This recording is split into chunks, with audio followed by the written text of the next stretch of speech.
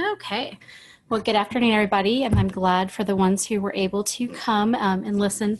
This won't be very long, so it won't be too painful for you guys. This is Misty Agarwal, the Assistant Executive Director of Accountability.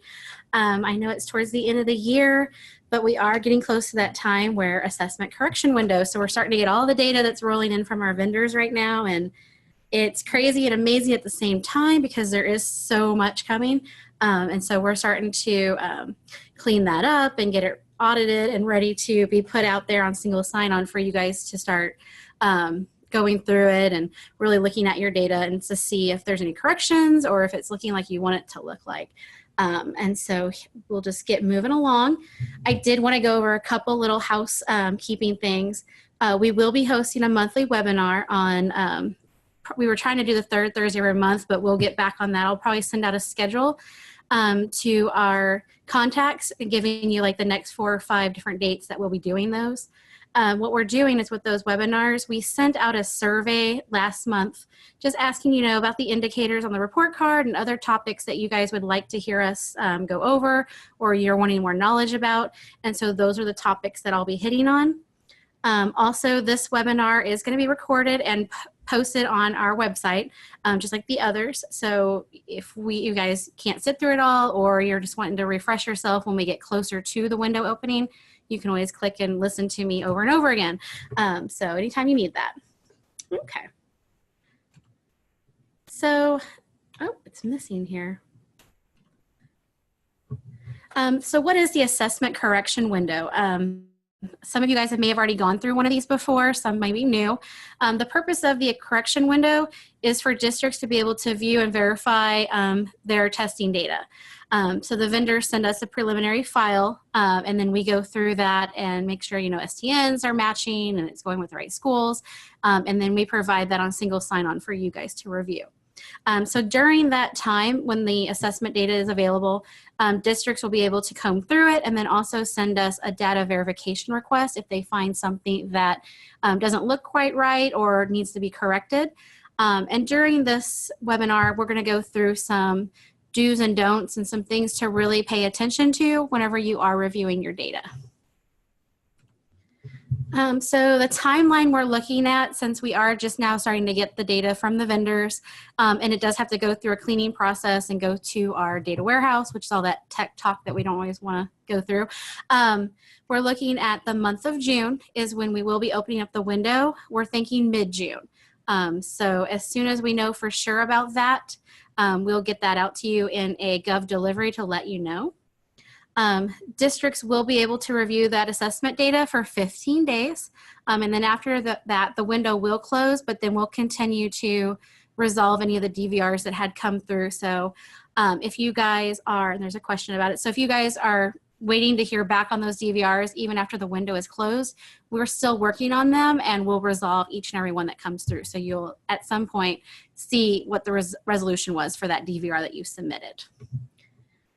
We do have it on here, the month of June 1. I don't know why that 1 is there. It's actually just the month of June, so that is a correction. So it'll be mid-June before we open this window. So how to access the assessment data. The report is located on your single sign-on, so you won't have to go into the Wave. You'll go into single sign-on, and then you'll go to your school. You'll find school data, the little tab there, and then you will click on student assessment. And what you'll be wanting to look at is, one, the student assessments. That'll have your OSTP, your OAP, ACT, SAT data in it, and then all of your Access EL testing and Access Alt will be located in the student assessment ELP file. So this data, it comes from your spring testing. So all the data that you guys, or all the testing you guys did back in April and the hard work you put in, that's where that data is coming from. So OSTP and OAP is grades 3rd through 8. And then the WEED Access and Alt Access is your English learners. And then CCRA is your ELA and math from SAT, ACT for 11th and 12th grade. So after testing is completed in the districts, those tests are reviewed and raw files are sent over to the accountability office. Just to give you a little background, we are provided the student data from multiple vendors. We have 5 or 6 vendors depending on the test type. So we start reviewing that data, doing the pre-audits, And then our department, just make sure the STNs match, that the demographics are on there, and everything is being viewed correctly before we send it out for you guys to review. Just a reminder, the CCR Science and U.S. History, it will only show participation only on that. So why is this important to review this data? Assessment data is important to review because it also goes into the calculation we use for the academic growth indicator and the academic achievement indicator. So that's just something that, you want to really kind of pay attention to because we do use those test scores to do our calculations. Okay. So some things you should be looking at whenever you're reviewing the test data. You're going to want to check for any missing students. So missing records, there's a student or a specific assessment record missing from the student assessment view.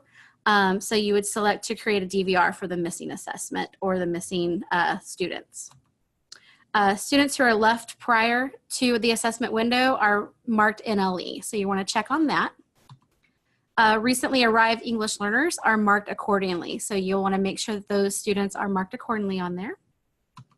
And then students that took the correct test in the correct grade level, so you want to make sure the test level and the grade level match.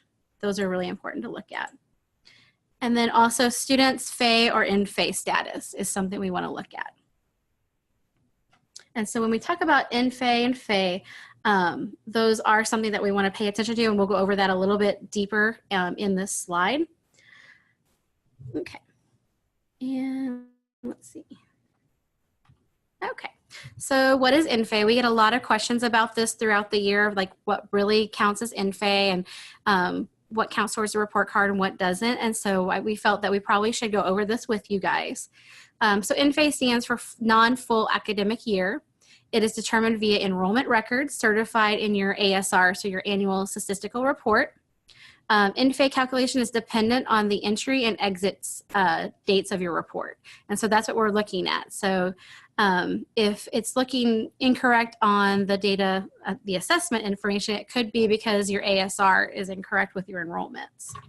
And just as a reminder, a student is considered FAE, full academic year, if he or she enrolls within the first 20 instructional days of the school year and does not have a gap of 10 or more consecutive instructional days of enrollment prior to the applicable FAE dates. And those dates are for the Access and Access Alt, it's January 22nd. And for OSTP and OAP, it's April 2nd. And then ACT, SAT is April 2nd. So your in-FAE status is displayed during the assessment correction window, so you'll see that in there. It's not part of your demographic overlay. That's why you'll have to really pay attention to your ASR to kind of get those dates.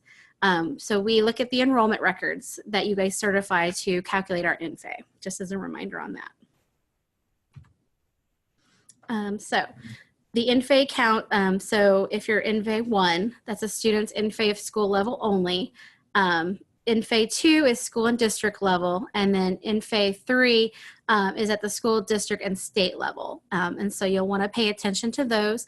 Also, any of the charts that you see on here are also on our website, and I've posted the links at the end of this webinar, and also this presentation will be linked to our website, so you'll be able to click on them and it'll open automatically for you, trying to cut you some easy way instead of digging through the website to find these. Okay. So a student may be non-full academic year in-FAE at different levels. So please note that a blank in-FAE value, if you're looking at your assessment correction window, means that FAE cannot be calculated due to missing or invalid enrollment or calendar dates. So that's something you'll want to pay attention to. So if there's a blank where it should say in-FAE value, it's because it's missing in your enrollment record or calendar. Okay. So when to submit a DVR, whenever you're looking at your date of assessment and a missing student, if a student's not showing up, you would want to create a DVR. Incorrect in-FAE status, and so you'll want to look at your in-FAE chart and review that before you would do a DVR, just to make sure that it's not because enrollment information is missing. And then incorrect no score codes. So if it's a DNR, the do not reports, we need a DVR for that. If they're no longer enrolled during the time of assessment and did not attempt, or if it was invalidated, And then also a do not report a duplicate. So if there are 2 in there, which we try to catch, but if there are 2 in there, you'll want to make sure that you put a DVR on the incorrect one. And then also if it says SPD, which a student was not able to take a domain due to a disability, and that counts towards your access. So SPD would be really more for your access and access alt testing. Okay. So some troubleshooting, these are just scenarios and questions that we got last year during the correction window that we thought would be really good just to go through to see kind of what to do, what not to do on these. So a student who took the CCRA, a student will not get a composite score if a student did not complete both sections. So that would be reading and writing of the ELA test portion. This would end up in a DNA, so it did not attempt. And so this situation would not require a DVR. A student has OAP record with valid score, but is also showing an OSTP with a DNA. So the solution for this one, and we had quite a few of these last year, is for our accountability purposes, SDE will only include the records that have valid scores. So the record with a DNA in front of it will not be updated, or will be updated to a DNRD, so it's a duplicate. And you won't have to do a DVR for these because we're already catching it on our side. So those you can review, but do not require for you to do the extra step of a DVR. So a student has a blank in-phase status. We covered this a little bit earlier. In-phase is calculated by using your school calendar and your student enrollment. We pull that data whenever we're running our audits with the assessment data. And so that's where we're getting that number. So your entry or your exit date is not an instructional day, is what we have found in the past, so in the school calendar. So the student enrollment would need to be adjusted. So if we're seeing it on a day that you're not in school, like a Sunday or something, then we would have to go back in there and fix your calendar. So the entry or exit date is not in the school calendar at all. You would need to adjust your school calendar as well. So if it's just not a date that you guys were in school in your instructional days, that would need to be reviewed and fixed. And then a student is not showing up as rail, and the solution is to check your entry code and your EL flag. So a student is marked rail if they are marked EL and their entry code are the below 1838, 1839, 1840. So those are the 3 you would use for rail if they're marked EL. And then we also have our resources here.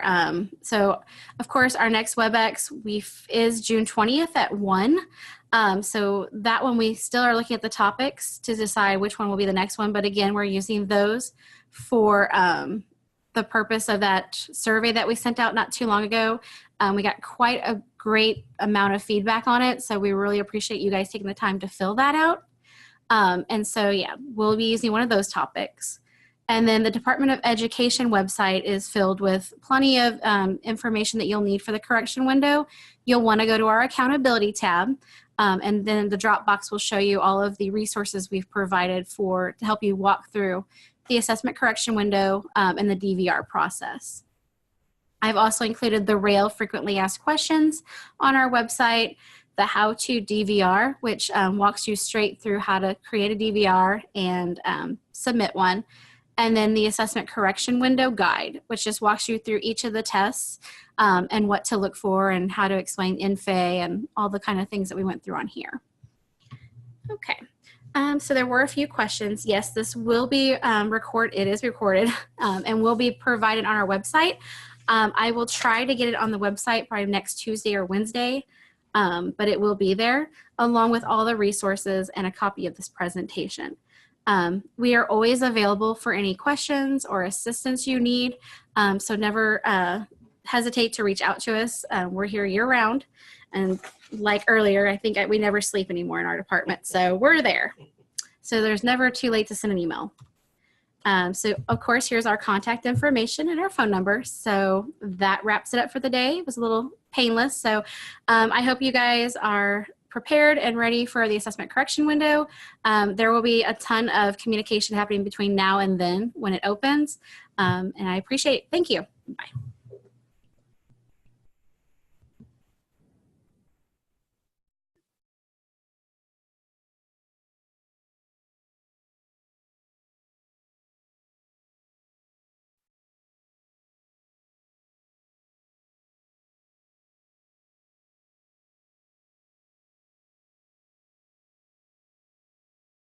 Okay, so I saw a few questions on here. Jessica asked, should the CCRA be available right now with the OSTP on measured progress?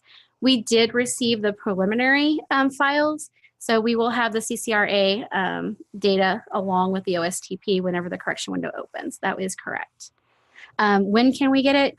It'll be after we open our correction window is when you'll be able to see it. So we're right now, I mean, we literally just got it the other day and it's been uploaded and it's now just going through our cleaning process to be put into the warehouse. Okay. Yep, it looks like that's the only questions we're getting. So I appreciate you guys. And of course, if you have any other questions later, they'll send us a list of the ones that you guys are writing. And then you also all have my email that you can send something to. So